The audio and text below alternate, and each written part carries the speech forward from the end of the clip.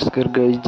तो देखते उमरकोट रथ यात्रा तो उपरे छिड़ा होकर देखते आउरे जो टाणुचंती रथ को ये तो मुंडिया दर्शन करके बहुत मात्रा रे उमरकोट पुलिस प्रशासन भी बहुत मात्रा रे गार्ड देउछंती। तो सुजोग करी तो श्री जगन्नाथ बलराम भौणी सुभद्रा को समस्ते रथ उपरू बसाईकी टाणी नेउछंती। तो केते खुशी मात्रा रे भीड़ जमिची। तो झील पिला मैंने भी रथ टाणुचंती तो देख पार्थिबे। तो गाइज तो मो वीडियो रे नुआ आस्थिले सब्सक्राइब करंतु, लाइक शेयर कमेंट करंतु। तो आसंतु जीवा माड़ी हमर उमरकोट।